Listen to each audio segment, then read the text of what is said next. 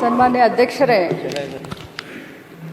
ಮೊನ್ನೆ ಶಾಸಕರಾದಂಥ ಮಹೇಶ್ ತೆಂಗಿನಕಾಯಿ ಅವರು ಗೃಹಲಕ್ಷ್ಮಿಯ ವಿಚಾರವಾಗಿ ಒಂದು ಪ್ರಶ್ನೆಯನ್ನು ಕೇಳಿದರು.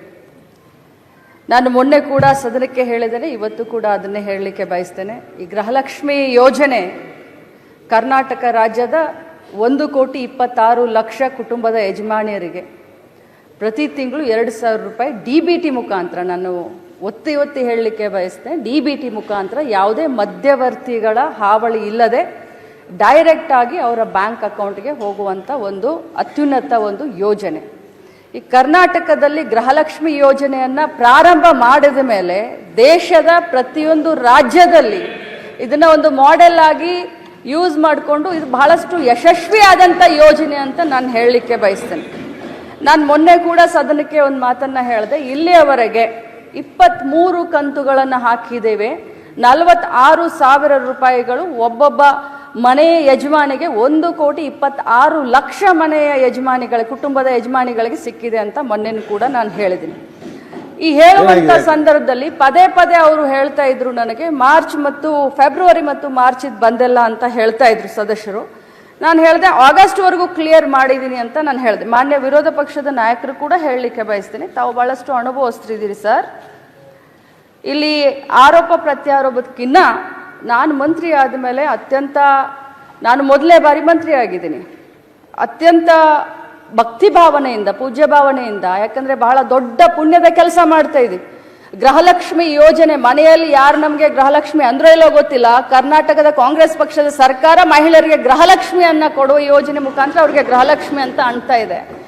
ಅವ್ರಿಗೆ ತಲುಪಿಸುವಂಥ ಕಾರ್ಯವನ್ನು ನಾವು ಮಾಡ್ತಾ ಇದ್ದೀವಿ. ಪದೇ ಫೆಬ್ರವರಿ ಮಾರ್ಚನ್ನು ಕೇಳಿದಾಗ ನನ್ನ ಮಾಹಿತಿ ಪ್ರಕಾರ ಕೊಟ್ಟಿದ್ದೀವಿ ಅನ್ನೋದು ಒಂದಿತ್ತು. ಆದರೆ ಹೋಗಿ ನಾನು ಮತ್ತೆ ವಿಚಾರಣೆ ಮಾಡಿದಾಗ ಫೆಬ್ರವರಿ ಮಾರ್ಚು ಇನ್ನೂ ಹಾಕೆಲ್ಲ ಸ್ವಲ್ಪ ಹೆಚ್ಚು ಕಡಿಮೆ ಆಗಿ ಅನ್ನುವಂಥ ಮಾಹಿತಿ ನನಗೆ ಬಂತು. ಆದರೆ ಇದರ ಅರ್ಥ ಎಲ್ಲರಿಗೂ ಹೇಳಲಿಕ್ಕೆ ಬಯಸ್ತೇನೆ, ಸದನದಲ್ಲಿರುವಂಥ ಎಲ್ಲ ಸನ್ಮಾನ್ಯ ಗೌರವಾನ್ವಿತ ಸದಸ್ಯರಿಗೆ ಹೇಳಲಿಕ್ಕೆ ಬಯಸ್ತೇನೆ, ತಮಗೆಲ್ಲರಿಗೂ ತಪ್ಪು ಮಾಹಿತಿಯನ್ನು ಕೊಡೋದಾಗ್ಲಿ ಅಥವಾ ಸದನನ ಮಿಸ್ಲೀಡ್ ಮಾಡೋದಾಗ್ಲಿ ನನ್ನ ಉದ್ದೇಶವಿಲ್ಲ. ಯಾಕಂತಂದರೆ ಒಬ್ಬ ಜವಾಬ್ದಾರಿಯ ಸ್ಥಾನದಲ್ಲಿ ನಿಂತ್ಕೊಂಡು ಹೇಳಲಿಕ್ಕೆ ಬಯಸ್ತೇನೆ. ನನಗೆಷ್ಟು ಜವಾಬ್ದಾರಿ ಇದೆಯೋ ತಮಗೂ ಅಷ್ಟೇ ಜವಾಬ್ದಾರಿ ಇದೆ.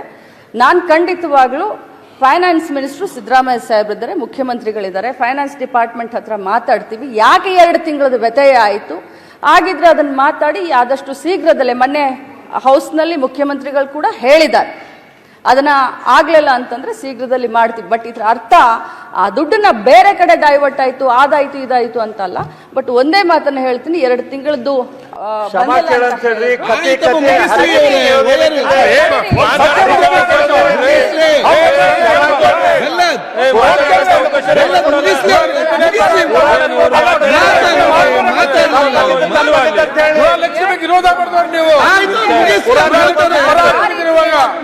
ಅವ್ರು ಹೇಳ್ತಾರಲ್ಲ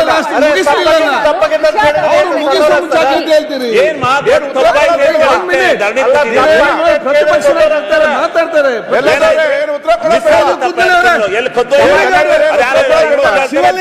ಕೂತ್ಕೊಳ್ಳೊಮ್ಮೆ, ಶಿವಲಿಂಗ ಅವ್ರು ಆಯ್ತು, ಅವ್ರು ತಪ್ಪ, ನೀವ್ಯಾಕೆ ತಪ್ಪು ಮಾಡ್ತೀರಿ?